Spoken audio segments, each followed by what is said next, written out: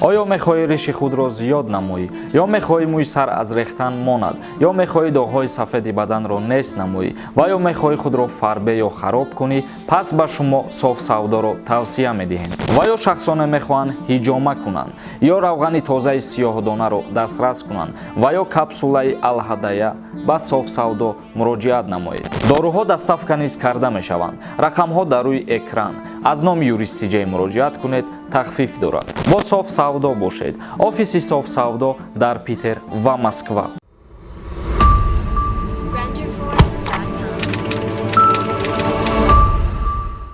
ассалому алайкум ба ҳама тамошобинони барномаҳои Сорбон Сафаров. мо имрӯз якчанд ахборотҳои нав дастрас намудем, ки айни ҳол ба шумо пешниҳод мегардонем. Бо диққат гӯш кунед то аз ахборотҳои нав шуморам огоҳ бошед. Ва пеш аз шурӯъ кардани ахборотҳо, чӣ хеле ки ба ҳама маълум аст, мо қурби асъора ба шумо пешниҳод мегардонем барои рӯзи 18 июн.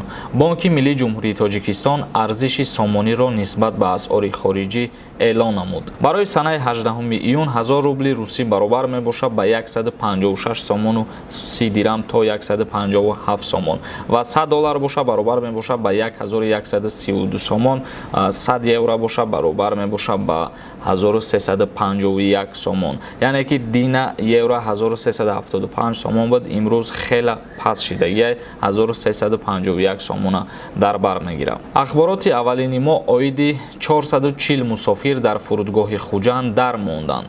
ҳавопаймо вайрон шуд.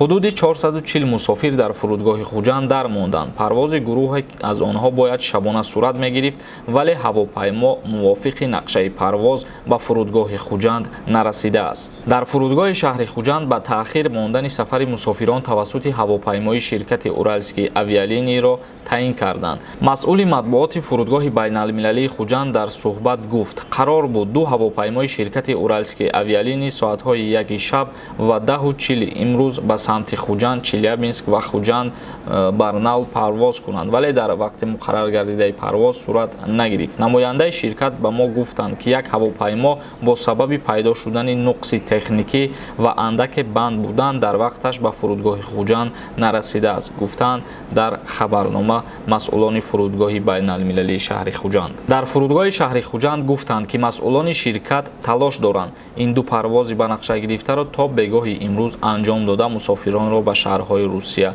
расонанд. Яъне бо сабабҳои техникӣ ширкате ки аз Россия ба Ҷумҳурии Тоҷикистон бояд парвоз мекард, мутаассифона парвоз карда натавонист ва талош кардастанд, ки то ана ҳамин бегоҳӣ парвозҳоро ба анҷом расонанд ва 440 мусофире ки дар мондагӣ ба Федератсияи Россия интиқол дода шаванд. Бародарое ки дар Федератсияи Россия қарор дорен ва агар дар спорт шавқ рағбат дошта бошед ва бихоҳед ки ягон кас шуморо дастгирӣ кунад дар ҳамин маврид, як канала ссилкаша дар описания мемонем, бидуред дар ҳамин канал подписатсия кунед ё рақамҳои ватсапи ҳамун нафар дар экран ҳастад, дар рақамҳои ватсапаш муроҷиат кунед. Оиди спорт умуман ҳама намуди варзиш шуморо дастгирӣ мекунад. Вазорати нақлиёти Ҷумҳурии Тоҷикистон гуфт, дар роҳҳои Ҷумҳурии Тоҷикистон 255 аломатҳои нав насб мекунанд.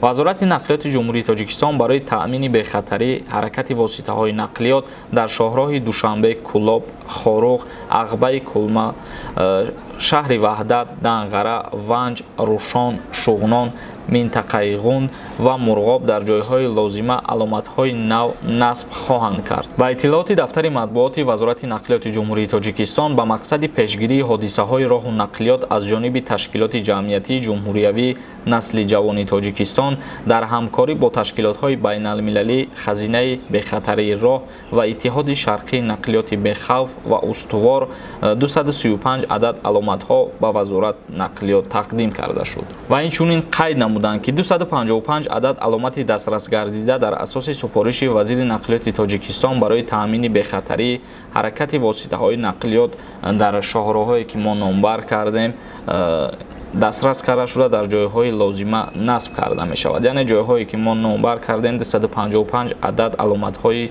роҳ дастрас гардида дар ҳамон ҷоҳо маълум ва насб карда мешаванд. дар Москав кори ронандагони таксӣ бо шаҳодатномаи хориҷӣ манъ карда мешавад.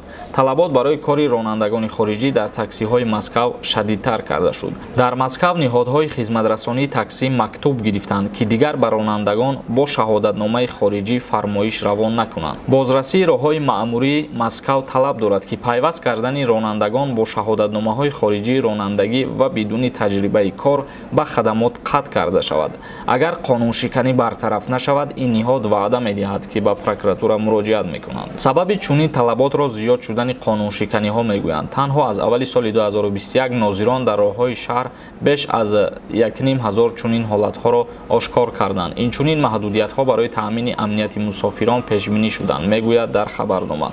қобили зикр аст ки ҳамакнун дар таксӣ танҳо соҳибони шаҳодатномаи ронандагони Русия ё Қирғизистон иҷозаи кор карданро доранд. инчунин кор дар ин навъи хизматрасонӣ ба шаҳрвандони кишварҳои иҷозат дода мешавад ки забони русӣ ҳамчун забони расмӣ истифода мешавад. дар баробари ин ронандагон бояд беш аз 3 сол собиқаи корӣ дошта бошанд.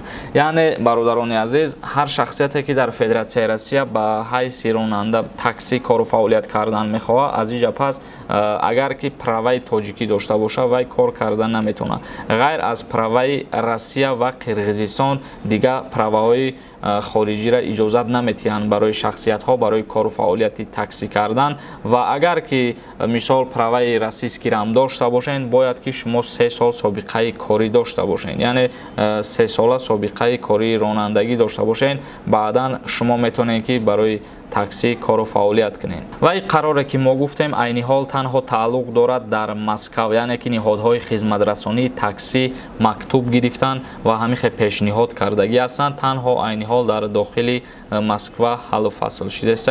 дар саросари Федератсияи Россия оё мешава ин гуна ё ки намешава, аниқ нест. боз ягон ахбороти нав агар дастрас намудем, ба шумо ҳатман пешниҳод мегардонем. тамошобинони азиз, видеомона ҷамъбаст мекунем. агар ягон савол дошта бошед дар ҳамин маврид, дар комментария саволотона пешниҳод кунед ва видеоҳои моро интизор бошед. дар канали мо обуна шудана фаромӯш намекунем. то барномаҳои дигар, худованд ҳамаи мо шуморо нигаҳбон бошад.